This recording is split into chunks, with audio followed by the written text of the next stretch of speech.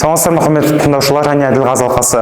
Бүгін мен номер 277 лицей мектебінің 10 сынып оқушысы Сейтмұрат Мирас сіздерге өзімнің болашақ мамандығын таныстыратын боламын. Яғни биоинформатика мамандығы. Негізінен биоинформатика маманы дегеніміз үш түрлі биология, информатика және математика ғылымдарының тоғысқан саласы. Биоинформатиктер тірі туралы мәліметтерді компьютерлік бағдарламалар арқылы зерттеумен айналысады. Оның ішінде ДНК, ген, ақау жасушадағы бізде ақпаратты зерттеу арқылы, яғни кодты зерттеу арқылы бізде тұқым қуалайтын ауруларды анықтап, жаңа дәрі-дәрмектер жасауға көмектеседі. Бізде осы мен өз ойымды түсіндіру үшін сіздерге нәрөз туралы түсіндіріп өткім келіп тұр, яғни тіршіліктің ана роботы. Сіздің денеңіздегі және де бүткіл әлемдегі процестердің бәрі осы нәрөз арқылы жүріп жатыр.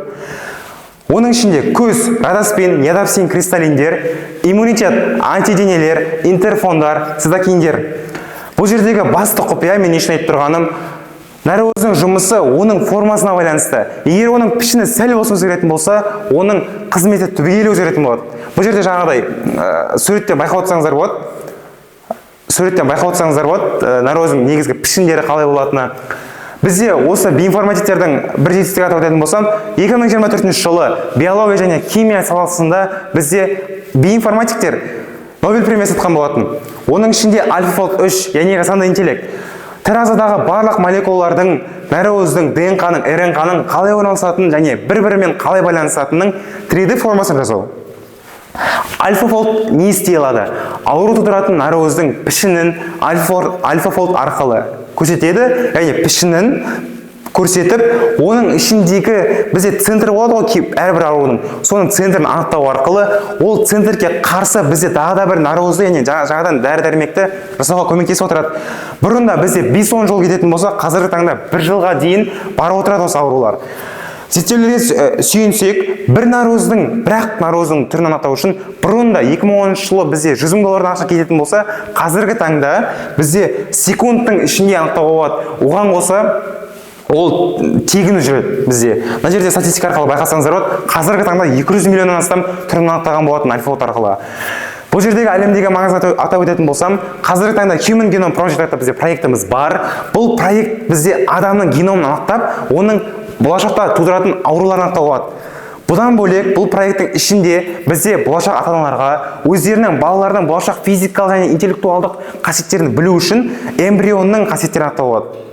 Ол эмбрионның қасиеттері арқылы ол баланың болашақта ауруын, оның болашақта IQ-ін білуге болады деп айтсақ та болады.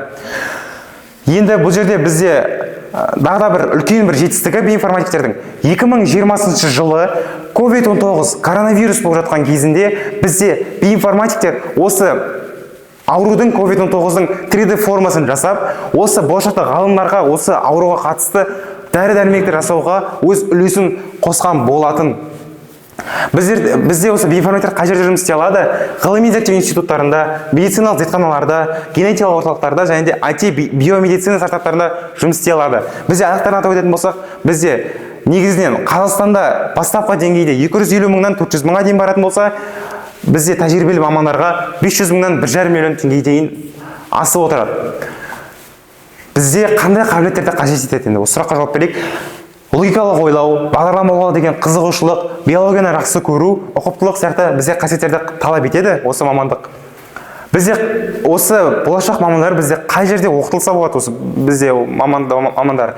Астана халықаралық университетінде, Қазақ ұлттық аграрлық университетінде, Назарбаев университетінде және де Қозыбаев университеттерінде бізде оқылса болады осы биоинформатиктер. Бізде осы егер бір адам қызық қалатын болса, бізде университет оқытушысынан, практикалық биоинформатиктерден және де медициналық генетик молекулалық биологтардан бізде осы биоинформатиктер туралы ақпаратты білсек болады. Енді сөзімді қорытындылай келе, биоинформатика ғылым мен технологияны біріктіретін әлемдік деңгейде сұранысқа ие зор мамандық. Бұл бағытты таңдаған жас маман тек өз елінде ғана емес, бүткіл халықаралық ғылыми ортада табысты еңбек ете алады. Назарларыңызға рахмет, сау болыңыздар.